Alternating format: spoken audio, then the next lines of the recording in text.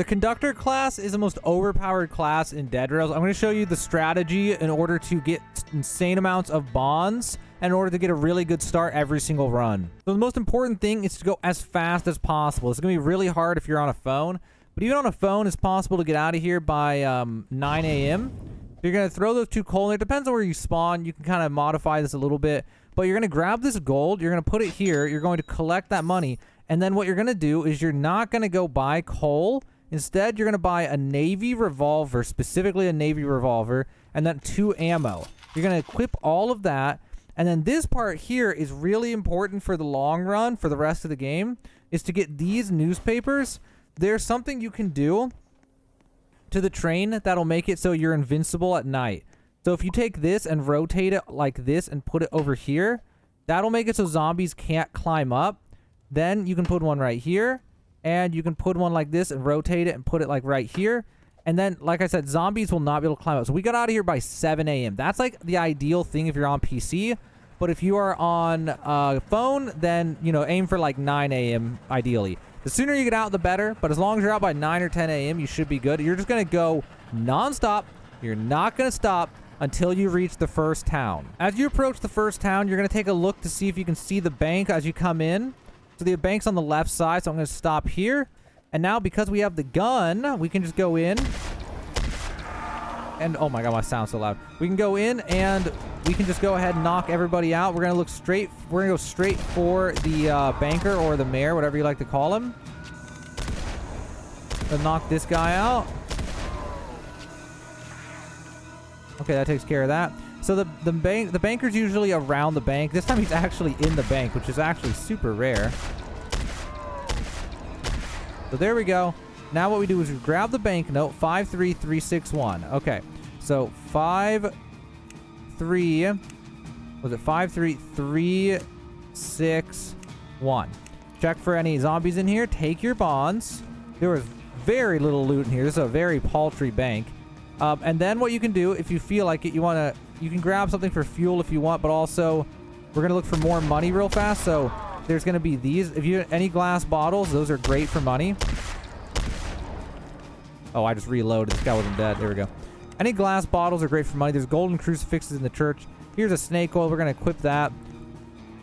And because we are the conductor and we had enough money to buy all this ammo, we can just go into the town and we can just basically clear out this first town like it's nothing. So we're going to go here, take this. And then we're going to check the church for the golden crucifixes. These are worth 50. So we get out of the first town with, and you can equip these and then go sell them later. They're worth 35, I think, when you sell them. And then I think I saw, yeah, a golden or silver cup in here.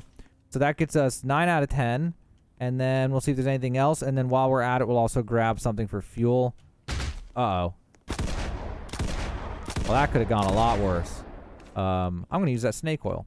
Anyway, okay, here we go. There's some more money, and there is some fuel. We can actually get to the next town. If you don't stop at all, you can actually make it all the way to the next town without buying any additional fuel as the conductor. You'll come up just a little bit short as long as you aren't stopping at all along the way, except to stop at the town. And if that happens, you can take one newspaper in order to get it the rest of the way into the town. But even without that coal got, we're good. And at this point, you're going to get to the next town, sell everything. If you did it right, you should have money for a gun and armor if you see the armor. If you don't see the armor, then forget about it. I'm also going to buy 2 more coal.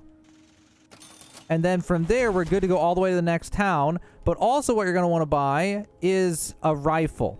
So you're going to buy 1 rifle. And then you're going to buy 4 stacks of ammo. Now, if you are playing on Nightmare, you're going to want to get bandages or snake oil as well. It's just going to depend on how much money you ended up with after the first town.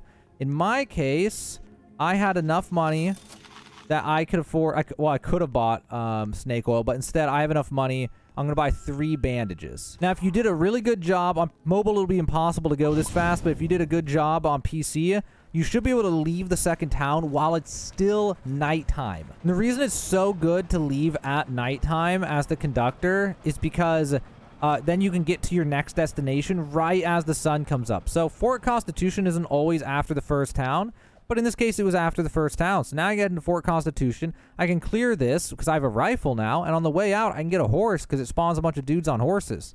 So I'm going to go in here. And the thing about the conductor is it's so easy to safely get to this point that I'm at right now.